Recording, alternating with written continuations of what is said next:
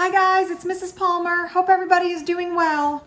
We're going to continue with Junie B. Jones, and we're on chapter 4. If you remember in chapter 3, Junie made her trip on the bus, and it didn't go so well. She got squished and stepped on her way off.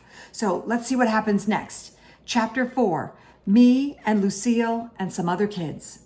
Some of the other bus kids turned out to be in my class too. One of them was that Jim. I hate Jim. Mrs. made us line up. Then we followed her to our room. Its name is room 9. There were other kids waiting by the door. When Mrs. unlocked it, everyone squeezed in all at once. That Jim stepped on my new shoe. He made a scratch mark on my shiny shoe. The kind of scratch that even licking won't fix. Hey! Watch it, Jim! I hollered at him. Mrs. bent down next to me. Let's try to use our quiet voice while you're in school, she said. I nodded nicely. I hate Jim, I said in my quiet voice. After that, Mrs. clapped her hands together very loud-like. I want everyone to find a chair and sit down as fast as you can, she said. That's when I ran to the table with the red chair. Only guess what? There was already somebody sitting there. A girl with little red fingernails. So I tapped on her and I said, I would like to sit there, I think. No, she said, I am. Yeah, I already picked that chair out, I told her. Ask my mother if you don't believe me. But the girl just shook her head no. And then Mrs. clapped her hands loud again and said, please find a seat. And so then I had to quick sit down at that stupid yellow chair, the same stupid color as the stupid yellow bus. After that, Mrs. walked to a big closet in the back of the room. It's called the supply closet. She got out boxes of new pointy crayons and some white circles, and then she passed them all out. And we had to print our names on the circles and pin them to our fronts. It was our first work. If you need help spelling your name, raise your hand, said the missus. I raised my hand. I don't need help, I told her. Grandpa Miller says I print beautifully. I used red, but then a mistake happened. I made a big Junie, too big, and there wasn't any room left for my B, and so I had to squish it very teeny in the bottom. I hate this stupid dumb circle, I hollered. Mrs. made a shh sound and gave me a new one. Thank you, I said nicely. Grandpa Miller said I print beautifully. The girl with the little red fingernails was faster than me. She showed me her circle and pointed out the letters. Lucille.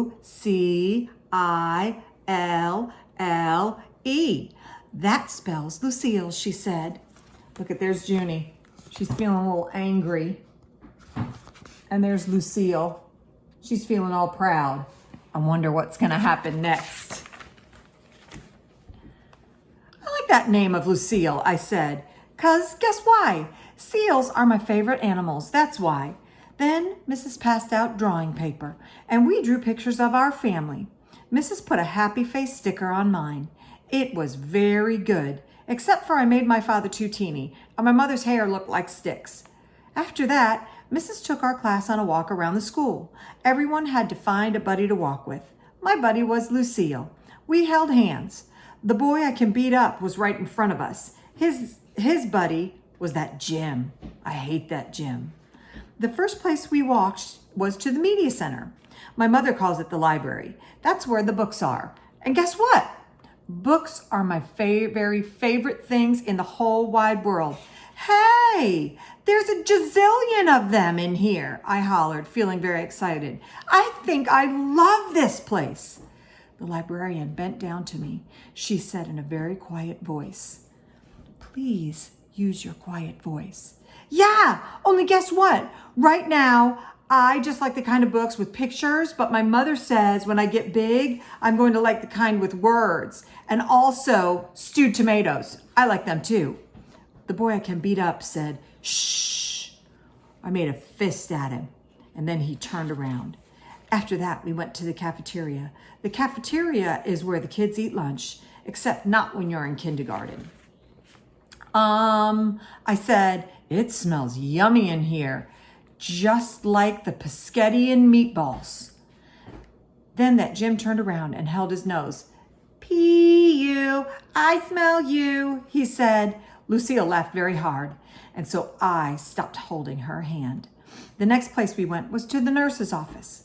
It was a very cute place, and there were 2 little beds where you can go lay down, and 2 little blankets that are the color of plaid.